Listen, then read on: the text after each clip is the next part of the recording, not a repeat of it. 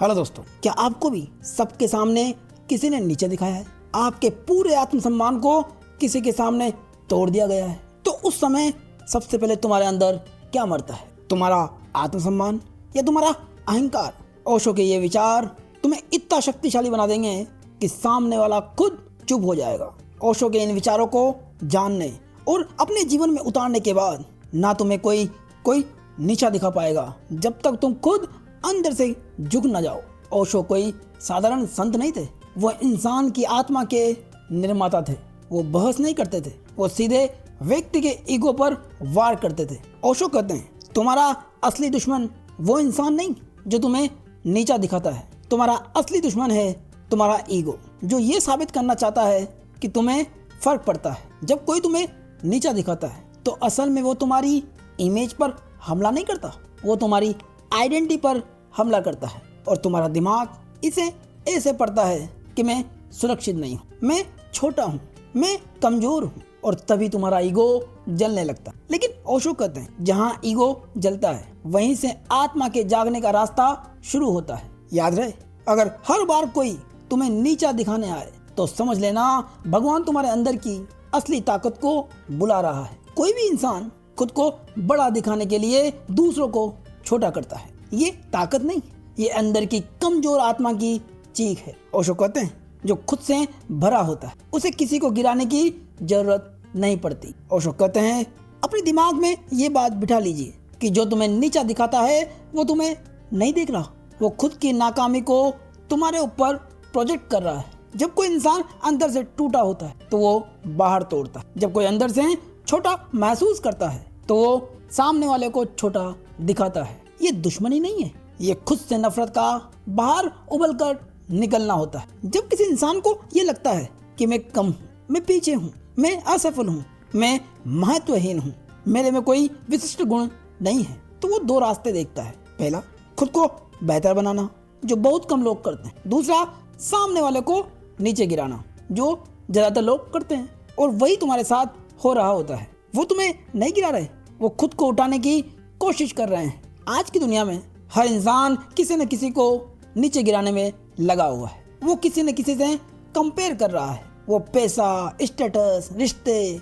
Body, fame, life style, हर जगह किसी न किसी से तुलना कर रहा है। और तुलना से जो पहला जहर निकलता है वो है जलन। और जलन का पहला हथियार होता है अपमान। वो तुम्हें नीचा दिखाता है, वो अंदर ही अंदर ये चीख रहा होता है कि मैं पीछे रह गया हूँ। बहुत से लोग आज भी अपने बचपन की चोटों में फंसे हुए हैं। किसी ने उन्हें बेकार कहा, किसी ने बार बार नीचा दिखाया, किसी ने कभी महत्व न दिया, और अब वही लोग दूसरों को नीचा दिखाकर अपने पुराने जख्मों पर झूठी मरहम लगाते हैं। याद रहे, तुम उनके शिकार नहीं हो, बस तुम उनके अधूरे इलाज का साइड इफेक्ट हो। जब भी कोई इंसान ये महसूस करता है कि तुम उससे ज्यादा शांत हो, तुम उससे ज्यादा मजबूत हो, तुम उससे ज्यादा कॉन्फिडेंट हो, तुम बिना दिखावे के खुश हो, तो उसका ईगो खतरे में पड़ जाता है। और जब ईगो डरता है तो वो हमला करता है। ये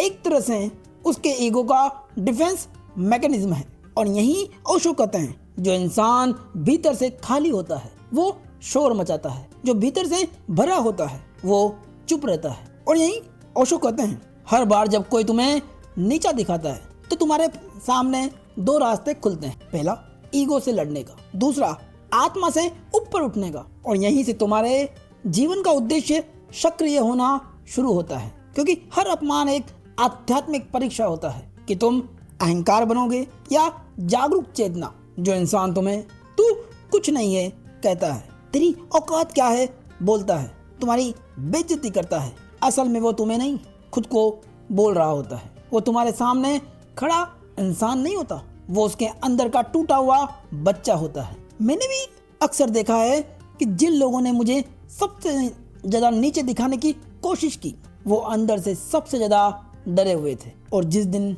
मैं ये समझ गया, उसी दिन से अपमान मुझे छू भी नहीं पाया। और ओशो यही समझाने का प्रयास करते हैं कि जिस दिन तुम ये समझ जाओगे कि सामने वाला अपने दर्द के कारण बोल रहा है, वो अपनी कमी छिपा रहा है, वो अपने डर को ढक रहा है, उसी दिन से तुम्हें गुस्सा आना बंद हो जाएगा, तुम्हें सफाई देने की जरूरत महसूस नहीं होगी। तुम्हारे सफाई देने का कोई कारण तुम्हें समझ नहीं आएगा। तुम्हें अपने आप को साबित करने की लड़ाई बंद हो जाएगी और यहीं से तुम्हारी असली ताकत शुरू होती है। और यहीं ओशो एक सवाल करता है कि जब कोई तुम्हें नीचा दिखाए तो तुम्हें क्या जवाब देना चाहिए? क्या तुम्हें लड़ना चाहिए या चुप रहना चाहिए या पलटकर हमला करना चाहिए? और इस जिज्ञासा को शांत करने के लिए ओशो कहते हैं कि अब तक तुम ये समझ चुके हो कि कोई तुम्हें क्यों नीचा दिखाता है, लेकिन अब असली खेल शुरू होता है। जब कोई तुम्हें नीचा दिखाए तो तुम क्या करते हो? ये तय करता है कि तुम कमजोर हो या खतरनाक रूप से शांत हो, क्योंकि शोर से शोर दबता नहीं, शोर सिर्फ शांति से मरता है। जब कोई तुम्हें नीचा दिखाए, तंज मारे, सबके सामने बेइज्जती करे, नीचा साबित करने की कोशिश करे, तो तुम्हारा पहला हथियार होगा पूर्ण विराम। यानी ना तुरंत जवाब देना है, ना कोई सफाई देनी है और ना गुस्सा करना है, ना कोई बचाव करना है। बस 2 से 4 सेकंड की गहरी चुप्पी साध लेनी है। ये चुप्पी सामने वाले के दिमाग में भूकंप ला देती है। क्यों? क्योंकि वो तुम्हारे रिएक्शन पर जी रहा था और तुमने उसका रिएक्शन ही काट दिया। ओशो कहते हैं जब तुम प्रतिक्रिया नहीं देते तो तुम आजाद हो जाते हो।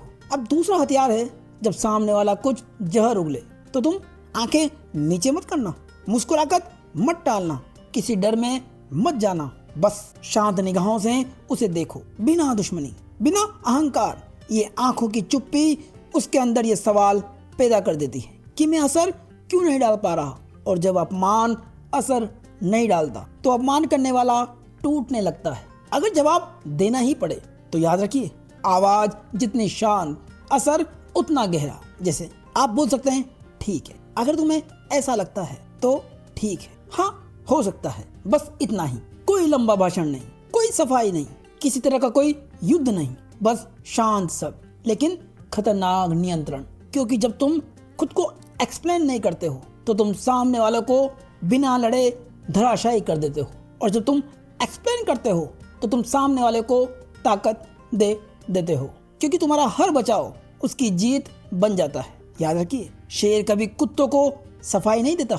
ओशो यहाँ बहुत ही एडवांस टेक्निक बताते हैं। अगर सामने वाला तुमसे बोले तुम कुछ नहीं कर सकते तो तुम बोल सकते हो, अगर तुम्हें ऐसा लगता है, बस। ना कोई हाँ, ना कोई ना कोई लड़ाई, तुमने उसका जहर उसी को लौटा दिया। और कभी कभी सबसे बड़ा जवाब होता है वहां से चुपचाप उठकर चले जाना। ना गुस्सा, ना बदला, ना शोर, सिर्फ शांति।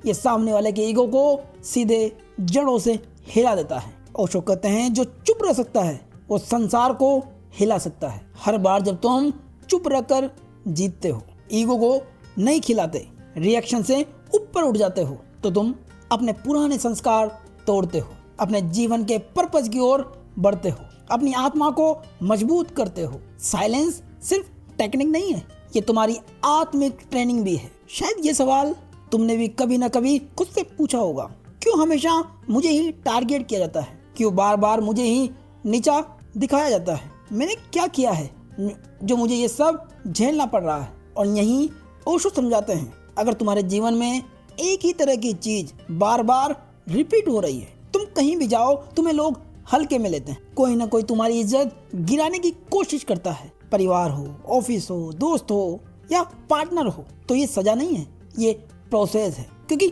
यूनिवर्स तुम्हें गिराने नहीं, तुम्हें तैयार करने की कोशिश कर रहा है। जैसे जिम में बार बार वही मसल पर वर्कआउट करने से वो स्ट्रोंग होती है, वैसे ही जिंदगी भी बार बार वही चोट खाने से तुम्हारी असली ताकत जन्म लेने लगती है। ओशो कहते हैं जिंदगी कोई सजा नहीं है, जिंदगी एक स्कूल है। यहाँ हर परिस्थिति एक शिक्षक है, और जो लोग तुम्हें नीचा दिखाते हैं वे वही सख्त शिक्षक है जो तुम्हारी पुरानी आइडेंटिटी को तोड़ रहे हैं। क्योंकि जो तुम्हें अपमान देता है वो तुम्हारे अहंकार की दीवारों पर पहला हथौड़ा मारता है, ताकि तुम अपनी असली पहचान देख सको। तुम्हारे जीवन का उद्देश्य तुम्हारी पुरानी आइडेंटिटी के ऊपर नहीं बन सकता, उसे तोड़ना ही पड़ेगा। और अक्सर ये काम बाहरी लोगों से शुरू होता है। हर इंसान जिसे बार बार नीचा दिखाया जाता है आमतौर पर 3 स्टेज से गुजरता है। पहली, मेरे साथ ही ऐसा क्यों?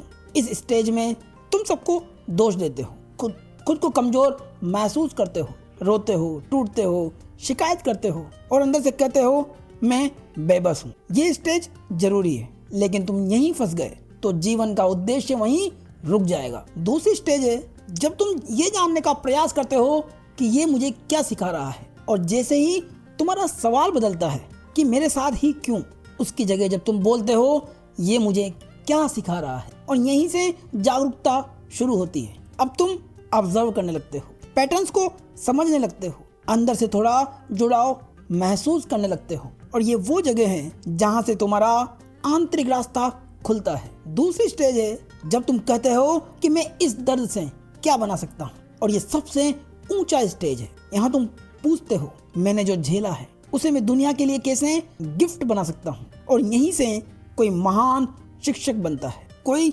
सकारात्मक ऊर्जा का स्रोत बनता है, कोई महान लीडर बनता है, कोई क्रिएटर बनता है, क्योंकि तुम्हारे जीवन का उद्देश्य कई बार वहीं से जन्म लेता है जहां तुमने सबसे ज्यादा दर्द झेला होता है। कल्पना कीजिए कि तुम्हारी आत्मा ने इस धरती पर आने से पहले एक कॉन्ट्रैक्ट किया हो कि मैं सीखना चाहता हूँ आंतरिक मजबूती, सेल्फ रेस्पेक्ट, डिटैचमेंट, इनकंडीशनिंग लव। तो जिंदगी को कैसा सिलेबस बनाना पड़ेगा। ऐसे लोग जो तुम्हें हल्के में ले, ऐसी जगह जहां तुम्हें इग्नोर किया जाए, ऐसे मोमेंट्स जहां तुम्हें अपमान झेलना पड़े, क्योंकि बिना चैलेंज के कोई भी शक्ति जागती नहीं है। जैसे लोहे को तलवार बनाने के लिए आग में तपाना पड़ता है, वैसे ही तुम्हें अपने जीवन के उद्देश्य के लिए वो तलवार बनना पड़ेगा। इन परिस्थितियों से गुजरना पड़ेगा, क्योंकि याद रहे तुम्हारे जीवन का उद्देश्य तुम्हारी तारीफों से नहीं, तुम्हारे घावों से लिखा जाता है। और एक आखिरी सवाल अपने दिल से पूछिए, अगर आज से कोई तुम्हें नीचा दिखाने आए तो क्या तुम फिर से टूटोगे, या इस बार तुम बदल जाओगे। याद रखें कि दुनिया तुम्हें जितनी बार गिराने की कोशिश करेगी, तुम्हारी आत्मा उतनी ही बार तुम्हें याद दिलाएगी कि तुम क्यों बने हो। आज तक लोग तुम्हारे शब्दों को काटते रहे, अब तुम्हारी खामोशी उनकी आवाज काटेगी। तुम्हें हर बार जवाब देने की जरूरत नहीं है, कभी कभी तुम्हारा शांत रहना ही सबसे जोरदार जवाब होता है। और जब अगली बार कोई तुम्हें नीचा दिखाने आए तो याद रखें तुम यहाँ गिरने नहीं आए हो, तुम यहाँ उठने आए हो। तुम किसी के डर नहीं हो, तुम किसी की परीक्षा नहीं हो, क्योंकि आज जो तुम्हें तोड़ रहा है कल वही तुम्हारी पहचान बनाएगा। अगर ओशो के ये विचार तुम्हारे दिल तक पहुंचे हो तो इसे अपने दिल में मत रखना, इसे आगे बढ़ाना उन दोस्तों तक जो किसी के अपमान से टूट चुके हैं। और दोस्तों वीडियो पसंद आया हो तो लाइक करें, शेयर करें, चैनल को सब्सक्राइब करें और हाइप बटन पर क्लिक करें। धन्यवाद।